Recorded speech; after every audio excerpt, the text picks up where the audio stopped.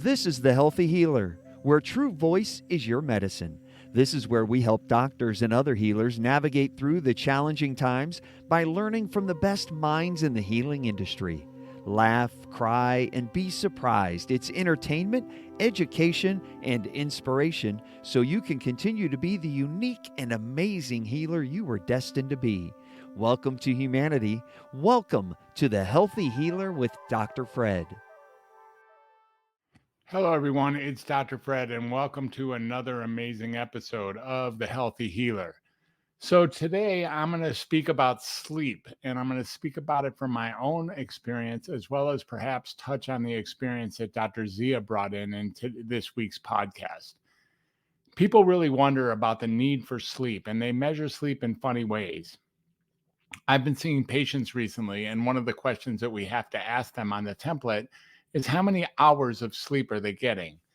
What's interesting is the number of hours that they say they're getting does in no way correlate or in any way equate to whether or not they feel rested.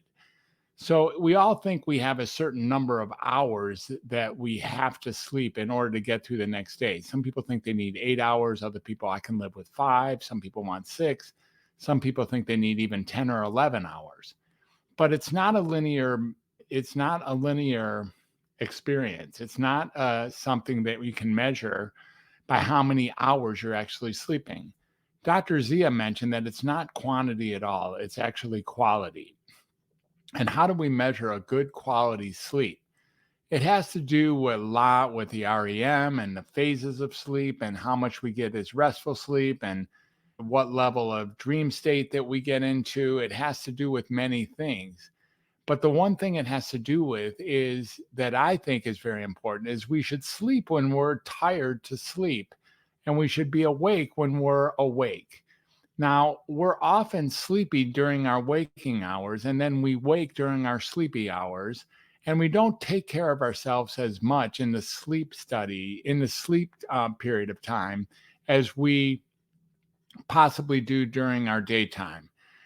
What I'm saying is that there's such thing as sleep hygiene, and the number one enemy to sleep is light, right? When we walk into a room and we want to wake somebody up, we turn on the light. Now, we might scream their name too, but light is a number one enemy to sleep.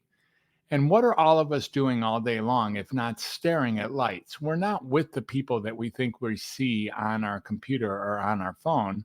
We're actually staring at rectangles that are made of, they're not even rectangles, they're lights that are depicting rectangles that are made of pixelated little bulbs.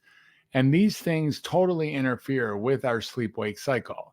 So most of us aren't getting the restful sleep that we wish we could, or that would lead to being productive during the day, not only because we leave our electronics on too late during the evening, but also we don't actually take care of ourselves in the transition between wake and sleep as we do between sleep and wake.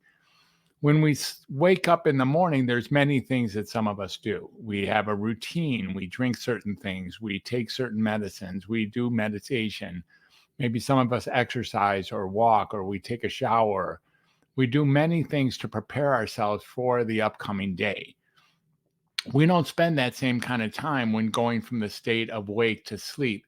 Instead, we watch our phone to the very last minute, put it by our bedside, put our heads on the pillow, and expect to fall asleep instantly.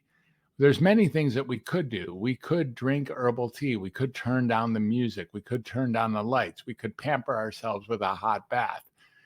We could actually be careful not to stare at our computer and not to stare at lights.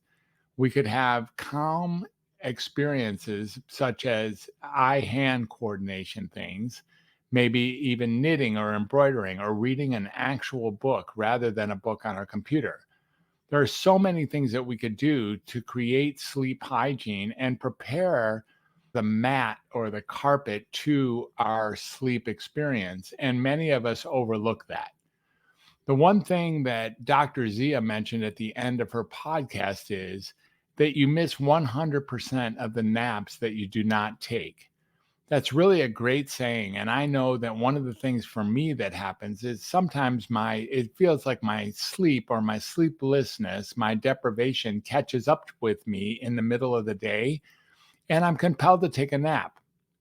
I usually have to ask myself, am I running away from what's here during the wake state? Or am I actually ready and will it be healthy for me to take what I then call a power nap? Power naps are wonderful, and I can take them for anywhere from 20 to 30 minutes and feel entirely refreshed, as if it resets my sleep cycle. Sometimes, however, I might fall asleep and stay asleep for too long, and then it's hard to reset, as if I'm back in the middle of some sleep cycle and I don't even feel rested, even if I get a full hour or more of sleep during my nap. Have you noticed that your naps have to be natural as well? And you should sleep naturally and then wake up naturally. Other things have a very important contribution to sleep and sleep disturbance. What I drink, what I eat, when I drink, and when I eat are all important features. I like having a cup of coffee in the morning, and there's no doubt that affects my sleep wake experience. If I have coffee at night, I'm going to have a hard time actually beginning my sleep onset. And if I eat at night, I'm also likely to have an experience that interferes with sleep onset. If I drink a lot, I'm going to have to wake up a lot in the middle of the evening, in the middle of the nighttime to urinate. And this can be a difficult time as well. Sometimes I'm sleepy, but I wake up, and it seems the sole reason for waking up is having to go to the bathroom. So, there are many things that we can do to actually improve our sleep. And one of them is take a nap. And the other one is for sure watch our sleep hygiene. Take as much time and as much attention to go from sleep to wake as we do from wake to sleep. And we're likely to get the restfulness that will lead to a productive lifetime during our wakefulness. So enjoy yourself and don't miss any naps and get yourself clean and ready for a good night's sleep tonight before you throw your head down on that pillow. Thank you so much for listening. I really appreciate you. Thank you for being on this podcast as an audience. And if you like the show, please remember to share, comment, and subscribe, because that's how people like you will get exposed to our work and also get the benefits that you've gotten from listening to so many of these episodes. We'll see you on the backside. Bye for now. I love you.